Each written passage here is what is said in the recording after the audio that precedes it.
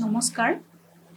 In this session, I am going to discuss about Carvaka epistemology. So, before going to talk about Carvaka, I am going to discuss about the Indian philosophical schools. Now, there are 9 Indian philosophical schools, and they are divided into two groups. One is Vedic and another is non-Vedic school. The Vedic school is also known as the Orthodox school because of their belief in the Vedas. And non-Vedic schools are also known as heterodox school, and they do not believe in the authority of the Veda. Vedic schools are also called Astika school, and non-Vedic schools are also called Nastika school. Now, in ordinary terms, the word Astika and Nastika signifies Astika means those who believe in God and Nastika means those who do not believe in the God. But here, in the context of Indian philosophy, Astika does not mean believing in God, but it refers to believing in the Veda. And Nastika does not mean one who does not believe in God, but here it means not believing in the Vedas. So, there are 6 Vedic schools. Those are Sankhya, Vaisheshika, Yoga, Nyaya, Mimamsa, and Vedanta. And among these Vedic school also, there are some schools which does not believe in God, and they are also termed as Vedic school. So, Astika or Vedic does not mean one who believes in God, but it refers to one who believes in the Veda. For example, the Sankhya system. It does not believe in God as the creator of the world. It's a dualistic system, and it believes in Purusha and Prakriti as the creator of the world. Now, the non-Vedic schools, Carvaka, Buddha, and Jaina, and they are called non-Vedic school because they do not believe in the authority of the Veda. And among the Vedic schools, there are some schools, they believe in the authority of the Veda, and among them, some believes that philosophical principles can only be derived from the Veda and none other source. And they are called Vedanugata. They are Vedanta and Mimamsa school. And other 4 schools, Sankhya, Vaisheshika, Yoga, and Mimamsa, they are called Veda Satantra, though they are Vedic school, because they believe that philosophical principles can be derived from the Vedas and also from other sources. But which are Vedanugata, they believe that philosophical principles are only derived from Vedas and none other source. Now, I'll come to the Carvaka school. Here we are going to discuss the epistemological part of the Carvaka school. So, in the epistemological part of the Carvaka school, we will discuss about the only source of knowledge that Carvaka believes in, and that is perception. And Carvaka rejects the other sources of knowledge which the other schools of philosophy accepts, that are inference and testimony. And inference is a source of knowledge which is accepted by all the schools of Indian philosophy, perception and inference, other than Carvaka. Carvaka only believes in perception as the source of knowledge. Now, first we are going to have a glimpse about what is the Carvaka system. Carvaka is the only materialistic school of Indian philosophy. Carvaka is also known as Lokayata because this system is popular among the masses. Brihaspati is usually referred to as the founder of Carvaka or Lokayata philosophy. Now, Carvaka is the only materialistic school of Indian philosophy. That means Carvaka believes in matter as the only reality, and it does not believe in spiritualism or any kind of spiritual things. It does not believe in God, and it does not believe in rebirth, karma, and etc., moksha, etc. Carvaka is known as Lokayata. Lokayata means it was easy for the common masses. There were no ritualistic involved in this. Just is ethics is eat, drink, and be merry. That means a hedonistic perspective which everyone likes. Therefore, it was common among the masses or popular among the masses. And Brihaspati is usually referred to as the founder of Carvaka system.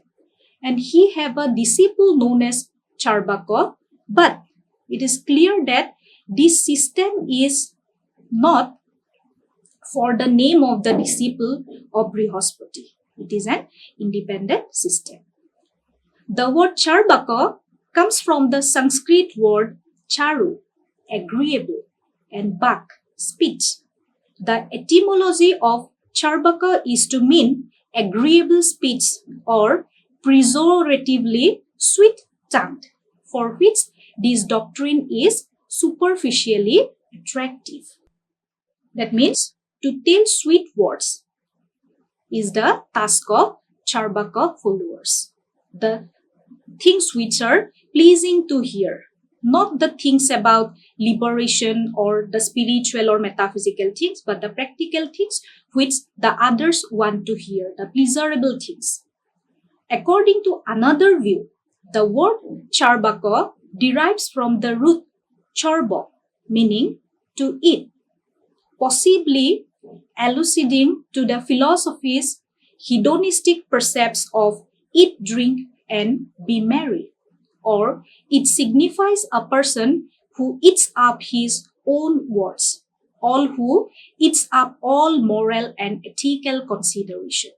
Here is a verse for Carvaka: Jabot jibet, sukhang jibet, rinong kritta, hitong pibet, phosmi bhutosya dehosya, punaragamana hutam. That means when you live life to the fullest. You can eat ghee by depth also. There is nothing wrong in that. And once you go from this world, you'll never be back again. So live life to the fullest. Eat, drink, and be merry. It is the ethics or motto of Carvaka philosophy. The Carvaka view is that while life remains, let a man live happily. Let him feed on ghee even though he runs in debt. When once the body becomes ashes, it can never return again. Next, we will discuss the epistemological part. Now, there are three branches of philosophy we all know. Those are epistemology, metaphysics, and axiology. The subject matter of epistemology is, or epistemology deals with what is knowledge, what are the sources of knowledge, is knowledge possible? These are discussed in the epistemological part. Regarding the source of knowledge, the systems of Indian philosophy refers to 6 sources of knowledge. Those are perception, inference, comparison, testimony, orthopotti, and anupalabdhi. And different Indian philosophical system accepts different number of sources of knowledge. But perception and inference is accepted by all the systems of Indian philosophy except Carvaka, which rejects inference. Now, metaphysics deals with the study of reality. That means the things which we cannot experience, the transcendental things, are discussed under the branch of metaphysics. And in the axiological part of philosophy, we discuss the concept of values, logic, beauty, ethics, what is good, what is bad, what is right, what is wrong, etc. Now, in this session, we are going to focus on the epistemological part of Carvaka. In epistemology, it accepts perception as the source of knowledge, and in metaphysics, it rejects everything. That means rebirth, law of karma, moksha, etc.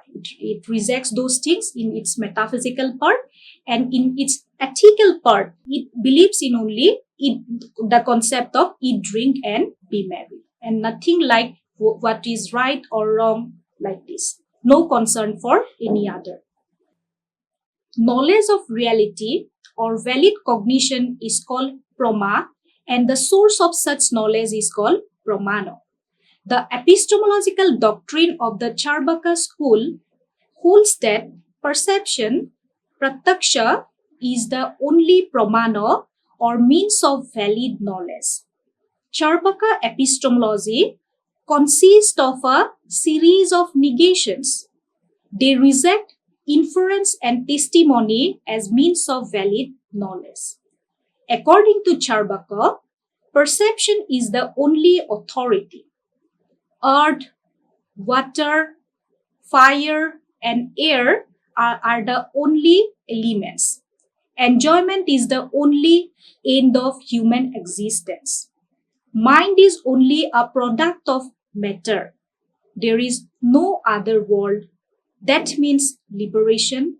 There is no heaven, no final liberation, nor any soul in other world. Nor do the actions of the four castes, orders, etc. produce any real effect. The Carvaka advocate naive realism and empiricism. That means Carvaka believes that what we see is real, what we experience is real, and nothing beyond that. That means it disregards reason. Then comes perception.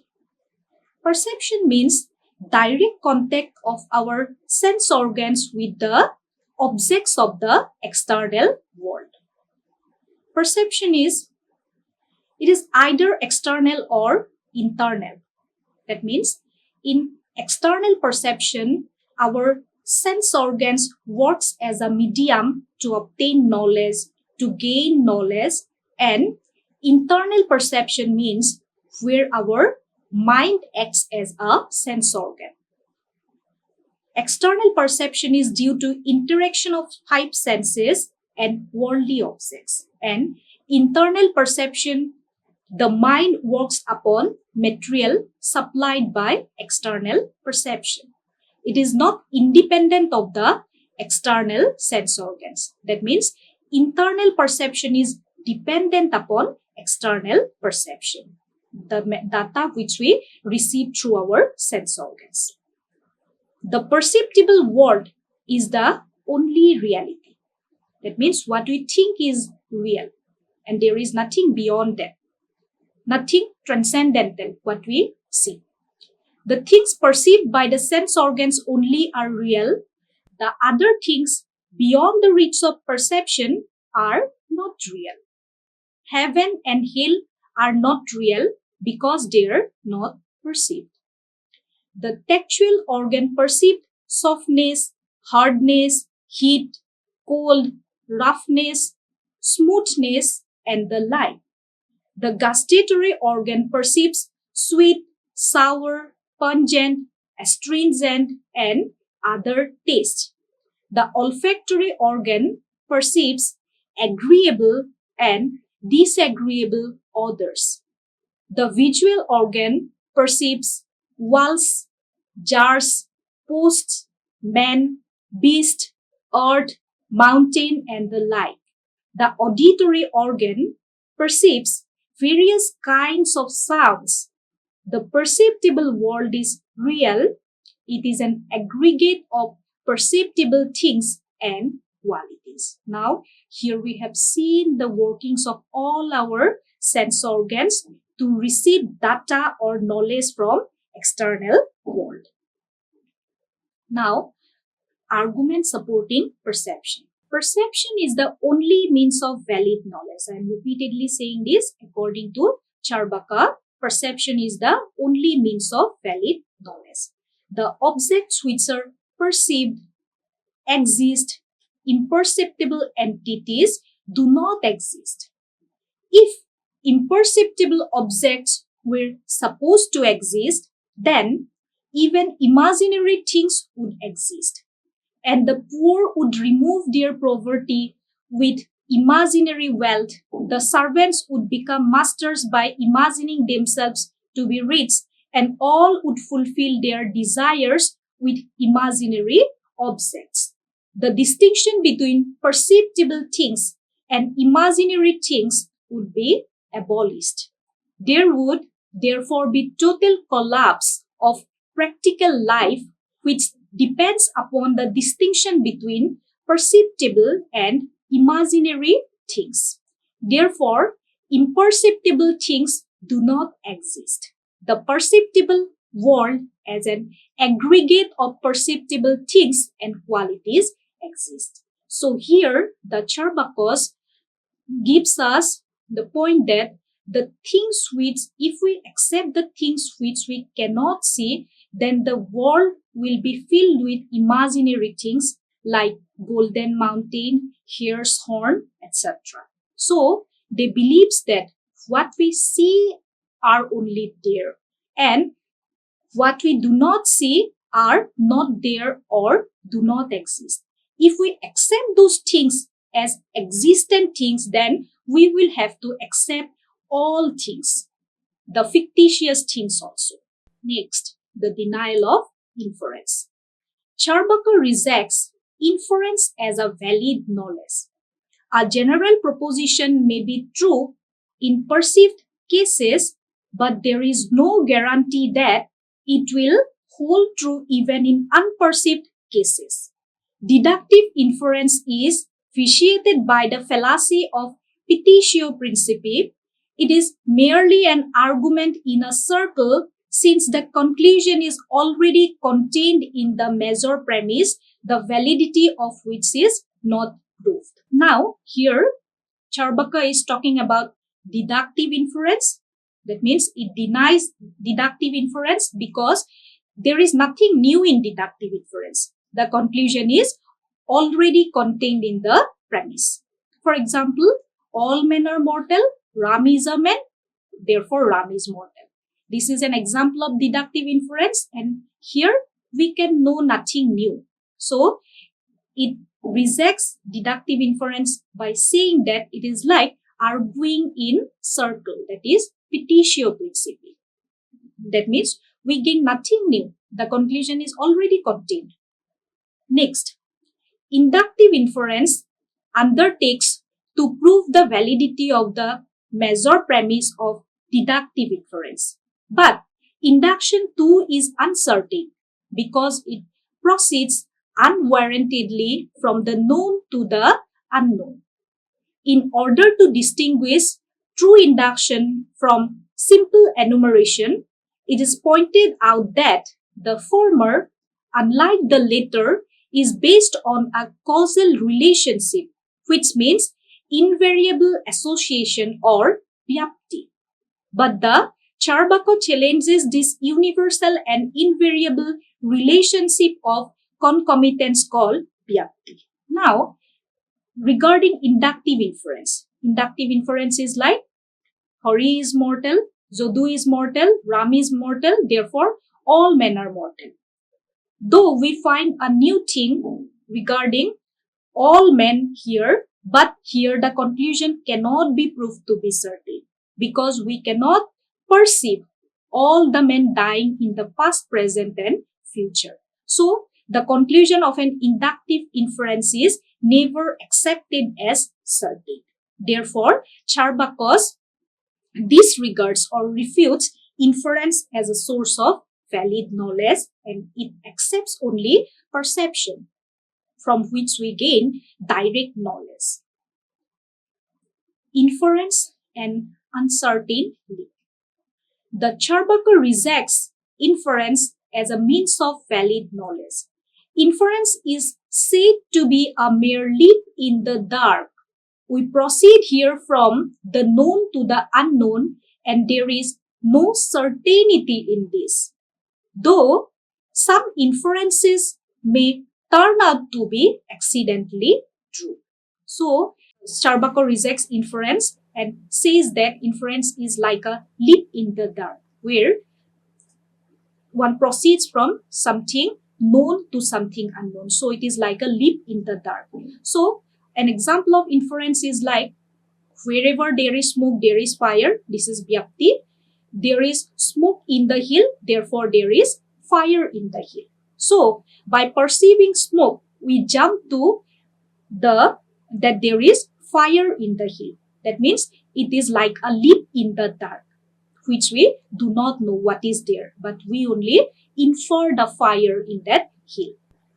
When we infer, for example, the existence of fire in a mountain from the perception of smoke in it, we take a leap in the dark from the perceived smoke to the unperceived fire. Vyapti or universal relation cannot be ascertained.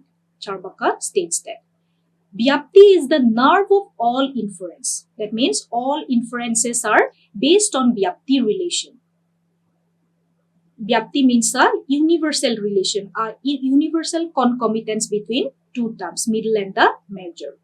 The Carvaka challenges this universal and invariable relationship of concomitance and regards it a mere guesswork. That means they says that Vyapti is like a guesswork because we take a leap in the dark. We jump from something known to something unknown. So this is like a guesswork. Vyapti can be established only if we have knowledge of all the cases of the relation between the middle term smoke and the major term fire.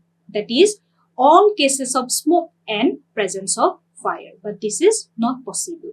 However, this is not possible as we cannot perceive all the cases of smoke and fire existing in present, past or future. So, it cannot be proved, but Vyapti can never be proved because we cannot perceive everything from the past. Even we cannot know what is going everywhere in the world at present time. So how can we know the past and the future? Then comes the concept of Swabhava.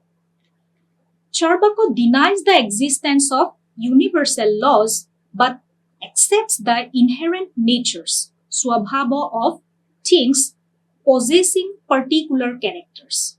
For example, fire has a natural power of burning, water has a natural power of flowing onward.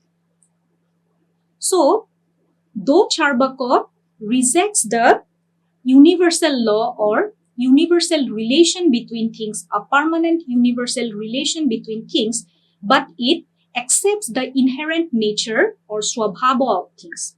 That means things have some inherent nature which they cannot get off. Naturalism states that all effects are produced by their very nature and that they cannot be produced voluntarily. Sharpness of the thorns and various colors of the beast and birds are due to their very nature.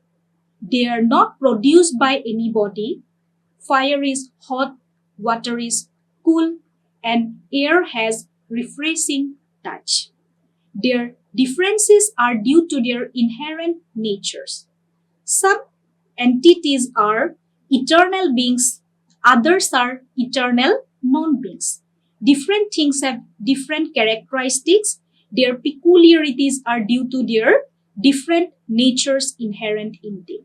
So here we can see that though Carvaka rejects the universal relationship between things, but it accepts the inherent nature or characteristics which is a part of that very thing. Next, causal relation regarding. The Carvaka do not believe in causation and its universality. There is no necessary connection between cause and effect.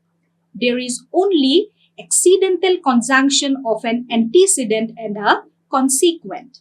The two events are found together on numerous occasions and therefore produce an expectation in the mind that they will always be together.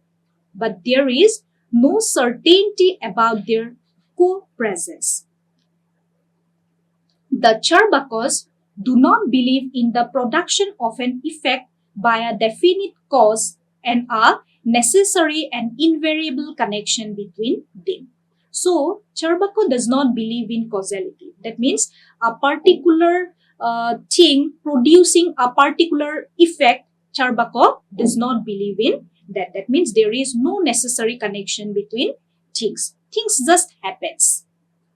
So it leads to accidentalism, as it does not believe in causality, so it results in accidentalism. That means things comes into being by accident. Sometimes our inference comes true and leads to successful results. But it is also a fact that sometimes inference leads to error as well. Truth is not then an unfailing character of all inferences. It is only an accident and a separable one. Accidentalism is also called the doctrine of sudden emergence, akosmikotvado. The doctrine states that effects are produced at any time without depending on definite causes. An effect does not depend on any causes but suddenly comes into being. Accidentalism believes in spontaneous generation of an event. It had antecedent non-existence and has subsequent existence at any time. A thing by its nature comes into existence at a particular time without any cause. Its appearance is uncaused. So, accidentalism believes that things just happen without any cause. It does not have any necessary connection or causal law with any other things. Then comes refutation of testimony. Testimony or sabda means words of a reliable person. So far as words are heard through our ears, they are said to be perceived and is quite valid. When words gives us knowledge of unperceived objects, they are not free from error and doubt. Carvaka also refutes the authority of the Vedas. Carvaka insists that if we depend on any authority because we think it to be reliable, then our knowledge will be based on inference. That means believing in authority and believing in inference would be same according to Carvaka, because we does not get that knowledge directly, we get it through some other thing or other source, suppose an authority or a person. So it rejects authority or testimony.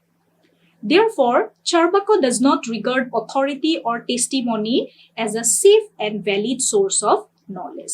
It regards only perception, and if sabda or testimony is directly heard, then it accepts it as perception. And if that sabda or testimony comes through other thing, some medium, then it disregards them. Lastly, the criticism about Carvaka. Critics argue that to accept the validity of perception and at the same time and from the same standpoint to reject the validity of inference is a thoughtless self-contradiction. The crude Carvaka position has been vehemently criticized by all systems of Indian philosophy, all of which have maintained the validity of at least perception and inference. To refute the validity of inference from the empirical standpoint is to refuse to think and discuss. All thoughts and discussions, all doctrines, all affirmations and denials, all proofs and disproof are made possible by inference. So if we deny inference, then nothing will remain. The Carvaka view that perception is valid and inference is invalid is itself a result of inference. The Carvaka can understand others only through inference and make others understand him only through inference. Thoughts and ideas, not being material objects, cannot be perceived. They can only be inferred. So here we found that inference is a prominent or very important part of our knowledge. We cannot deny inference at all. Perception itself, which is regarded as valid by Carvaka, is often found untrue. We perceive the earth as flat, but it is almost round. We perceive the earth as static, but it is moving round. The sun we perceive is a small size, but it actually is a much bigger in size. Such perceptual knowledge is contradicted by inference. Moreover, pure perception in the sense of mere sensation cannot be regarded as means of knowledge unless conception or thought has arranged into order and has given meaning and significance to loose threads of sense data. So we have found here that we cannot disregard inference as a source of knowledge. So Carvaka believes in only perception, but it is not acceptable for the rest of the systems of Indian philosophy. Thank you.